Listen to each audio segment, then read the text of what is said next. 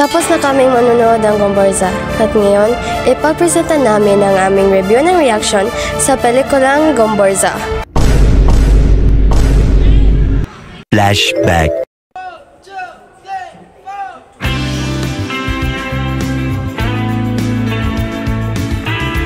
Guys, napanood niyo na ba yung pelikulang Gomborza?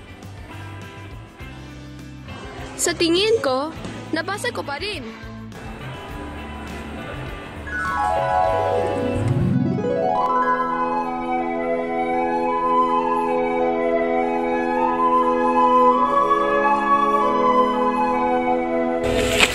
Ganun ba talaga?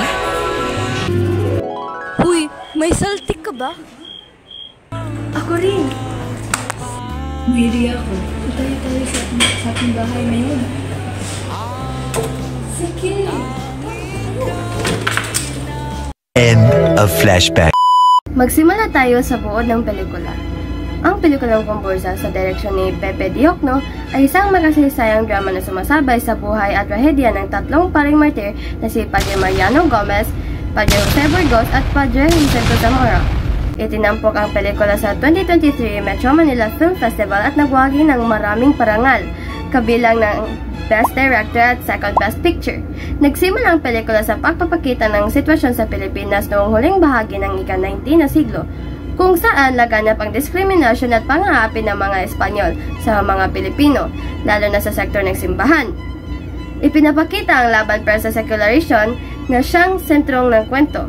Ito ay hangarin ng mga paring Pilipino na magkaroon ng pantay na karapatan at kapangyarihan tulad ng mga paring Espanyol. Ang pamagat ng pelikulang Gomborza ay napakasimpleng lamang. Ginawa itong kombinasyon ng mga pangalan ng mga tatlong martir, Mariano Gomez, Jose Burgos at Jacinto Zamora.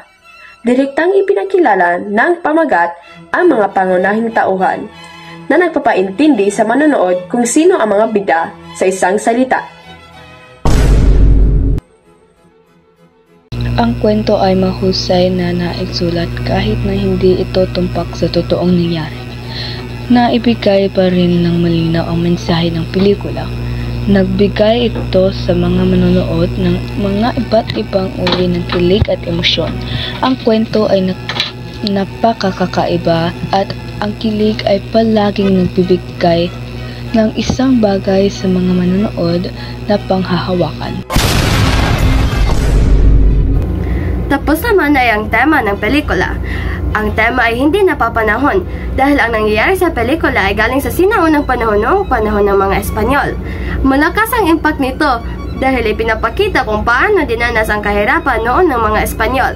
Ang tema ay akma sa panahon noong nangyari ang pagpatay sa tatlong paring martir. Napakagaling ng mga anggulong kinuha sa pagbidyo ng Gomborza.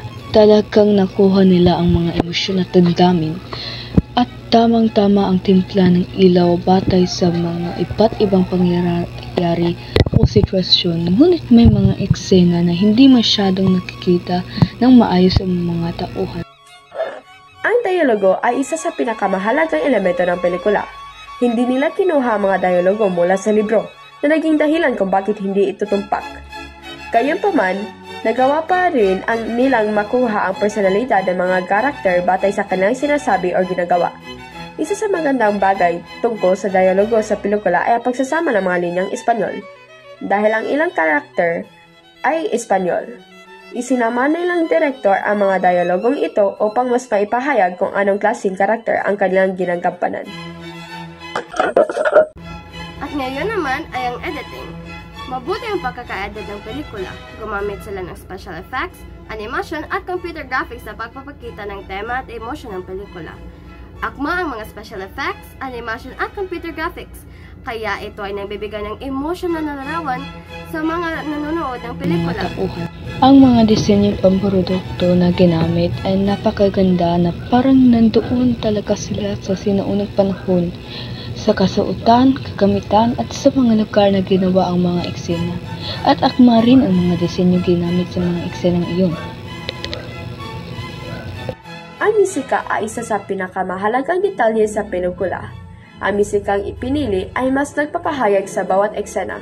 Halimbawa sa eksena ng kamatayan ng tatlong martir, Tumugtog ang mga Espanyol ng tambol na pinagmulan ng mga tiyera na ginagamit ang tambol upang takpan ang mga iyak ng mga Pilipino noong panahong iyon. Mayroon ding nagsasabi na tumugtog sila ng tambol para mas maging dramatiko ang eksena.